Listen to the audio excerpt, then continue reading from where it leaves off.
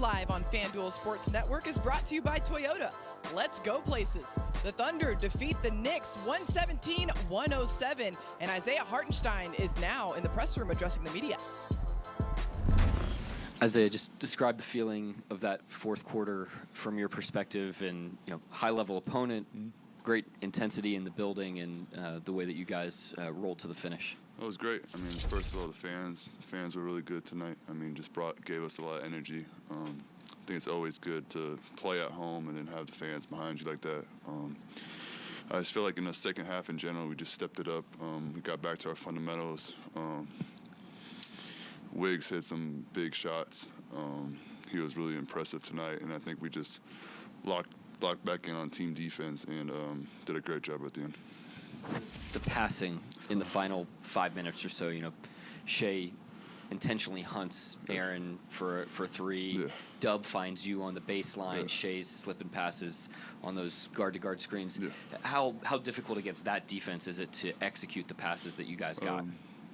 It's big. I mean, Tibbs and Jeremy, just playing for Tibbs, he's a great defensive mind. So just having our guys be unselfish, make the easy play, not force anything was big. And I think that's what got us easy shots is Shea not forcing anything, making the right play.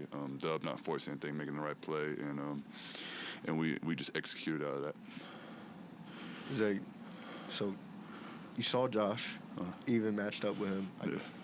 I know you're generally happy to see those guys, but in game, what are those emotions like as you're competing against a guy like that and just your former team? It's good. I mean, to compete against those guys is something great. I mean, they're all great competitors. I mean, yeah, me and Josh joke around, but both of us are top-notch competitors. So I think just playing against them, playing against the old team was a good matchup, and also was good for our team just to play a top-notch team like that to keep improving. Brandon, you mentioned the level of tested. I guess I just wonder where you would rank this among tests this season, considering the paint touches a guy like Brunson. Yeah. The way Caleb shot the ball, how physical Caleb is, just the well-rounded attack. It's definitely up there. I mean, them coming off a 9-game winning streak, for us to come in, not have a great first half, but then kind of readjust to come back in. I think we learned a lot today, and I think these games, and then the next game against Boston, against Cleveland, I think those games are going to be important for us to keep learning and keep building. Yeah, learning and building through every experience, and the Thunder have been doing that so far throughout this homestand. 4-0 so far after taking down the Knicks 117-107.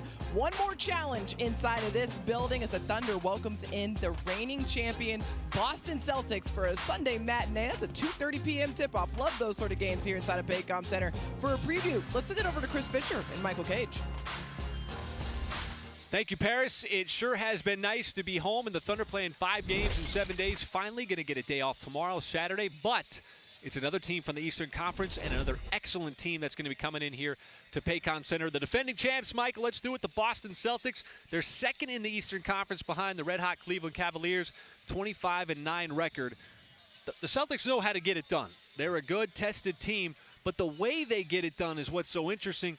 They just launch 3 after 3. They lead the NBA in threes made, and they take over 50 a game. Yeah, and all 5 guys on the floor at all times can take the 3. So extending the defense is going to be really important on Sunday afternoon. This team is well coached. They're a seasoned veteran team. Obviously, Jason Tatum, is a terrific player, and so is Brown. I mean, they feed off of each other. Whether or not Brown's healthy, didn't play the last game. If he plays Sunday afternoon, obviously they're just that much more dangerous. Yeah, Jason Tatum, Jaylen Brown, the second highest scoring duo in the NBA. Now, things are going to be a little different on Sunday. It's going to be a 2:30 tip time. Matinee action, city night here at Paycom Center. So unusual there. Thunder Live will get you going at 2 o'clock right here on FanDuel Sports Network. And this run against really good teams continues. Just happens to be from the Eastern Conference. First matchup between these two. Well, you beat the Knicks, who had, 9-game winning streak. And the Thunder are now on a 14-game winning streak. Continue to make history with that for the Thunder organization. But you're loving the fact that you're at home. The last game of this homestand, you're going to see these teams that you're playing right now a week from now at their own place. But, boy, I tell you one thing. When you can go undefeated against the kind of gauntlet of a schedule you have so far, you're happy with that coming into Sunday afternoon's matchup against the Celtics. All right, Paris, Royce, let's close it out against the defending champs right here at Paycom Center. Earlier start time, but we're ready to go.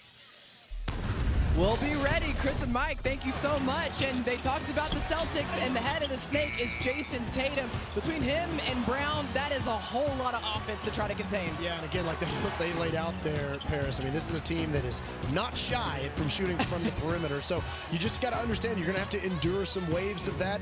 It's not necessarily just about hoping and missing. You got to try to do your best to compete with it, but you also have to understand they're going to make some of them. And so it's about just kind of battling through those moments. They've got high-level scorers, Tatum, Jaylen Brown. They're both great shot makers, both off the dribble and off the catch. That's one thing that the Celtics do extremely well, Paris, is they move the basketball. So a lot of those threes that they create is because they're doing a lot of the same things the Thunder like to do, which is touch the paint, spray it out, and then swing the ball side to side to an open shooter. We know the elements that the Thunder need to look out for in terms of containing Boston. Where can OKC take advantage on the offensive side of the floor in terms of finding ways to score? Well, I think, you want to kind of continue to play your identity, your style. Tonight, the Thunder, they shot the ball really well, and you can't necessarily count on that every single game, but what you can count on is putting the pressure on the defense in the way that I think Jalen Williams and SGA have specifically done lately. And, of course, then if you can get those contributions, tap into your depth the way that they have, boy, that just makes you so much more dynamic and so much more difficult to guard throughout the 48-minute game. Yeah, the Thunder's depth has been its calling card this season, especially on the second night of back-to-backs. That's why OKC was victorious here inside of Paycom Center tonight, taking down the New York Knicks. What a game. Oh, my goodness. The third straight comeback of 12 or more points by the Thunder. They got it done in the fourth quarter thanks to some big-time heroics from Aaron Wiggins, 15 points in the fourth. But now the Thunder looking to wrap up this homestand against another really strong Eastern Conference opponent. It's the Boston Celtics coming into town for a Sunday matinee. That game tips off at 2:30, but Thunder Live will get you going at 2 p.m. Until then, thanks so much for tuning in. Have a great night.